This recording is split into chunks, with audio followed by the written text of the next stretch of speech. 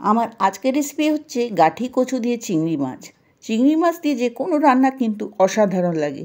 আর গাঠি কচু দিয়ে চিংড়ি মাছ এটা তো একদম আলাদাই রান্না। তাহলে চলুন রেসিপিটা শুরু করে দিই।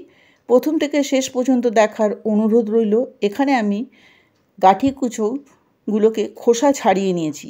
এরপর আমি চাকা চাকা করে গোল গোল করে কেটে নিয়েছি। আপনারা যে কোনো আকারে আপনাদের মন পছন্দ মতন কেটে নেবেন। এদিকে আমি চিংড়ি মাছ পরিষ্কার করে ধুয়ে লঙ্কার গুঁড়ো, হলুদ গুঁড়ো আর অল্প নুন দিয়ে মাখিয়ে 5 মিনিট রেখে দেবো। চিংড়ি মাছ দিয়ে যে কোনো রান্না কিন্তু অসাধারণ লাগে। আর গাঠি কচু দিয়ে একবার চিংড়ি মাছ করে দেখুন, এক থালা ভাত শেষ হয়ে যাবে।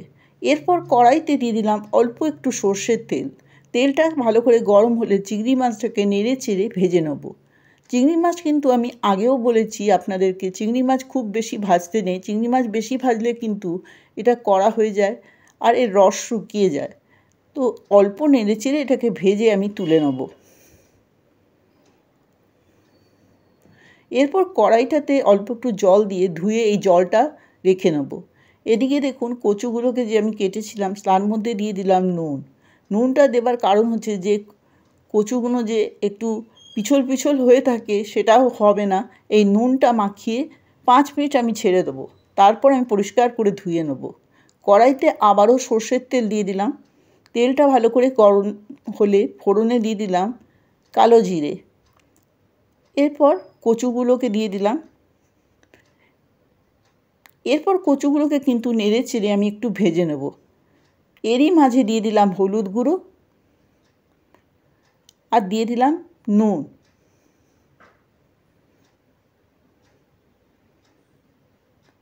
এটাকে নেড়ে চেড়ে আমি ফ্লেমটাকে একদম লো রেখে এটাকে ঢেকে আমি রেখে দেবো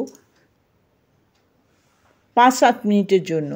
এদিকে আমি একটা মশলা পিষবো। তার জন্য আমি 2টো কাঁচা লঙ্কা, টমেটো, একটা বড় সাইজের, কয়েক দানা মেথি, গোলমরিচ 1 চামচ আর জিরেটাকে একটুখানি হালকা ভেজে নিয়েছি। জিরে এখানে আমার আছে 1.5 চামচ। এটাকে আমি পিষে নেব মিহিন করে। এদিকে দেখুন কচুগুলো নাড়াচাড়া করে ভাজা হয়ে গেছে। এখনকার কচু কিন্তু প্রচুর বাজারে পাওয়া যাচ্ছে। এখন এই চিংড়ি মাছ দিয়ে কচু রান্না করে দেখুন, অসাধারণ লাগবে। এরপর পিষে রাখা মশলাটা দিয়ে দিলাম আর মিক্সি ধোয়া জলটাও দেব। মিক্সি ধোয়া জলটা দিয়ে আমি নাড়াচাড়া করে একটু মশলার সঙ্গে কষবো।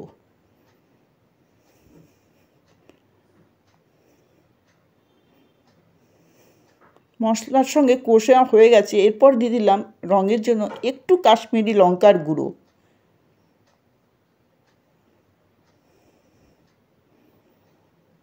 এটা খেতে ভাতের সঙ্গে দারুণ লাগে। আর দেব খুব অল্প চিনি আর স্বাদ মতো নুন। নুন কিন্তু আমি আগেও দিয়েছি। এটা একটু কিন্তু এর মধ্যে মিষ্টি ভাব আনবে না, তবে স্বাদ আনবে। দিয়ে দিলাম স্বাদ মতো নুন। দেবার পর আমি আবারও এটাকে একটুখানি কষবো।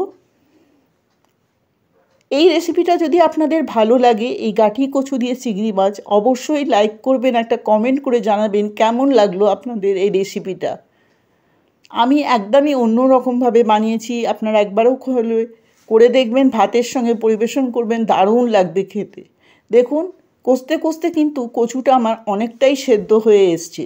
খুব বেশি সেদ্ধ ঘ্যাঁট করব না, তাহলে কিন্তু এর স্বাদই আলাদা হয়ে যাবে। এরপর যে চিংড়ি মাছটা ভেজে রেখেছিলাম তার মধ্যে আমি বলেছিলাম কড়াই ধোয়া জলটাও রেখেছিলাম, তার সঙ্গেই এটা দিয়ে দিলাম কয়েকটা কাঁচা লঙ্কা। আমার রান্না কিন্তু শেষের দিকে। এরপর নাড়াচাড়া করে নেব একটু।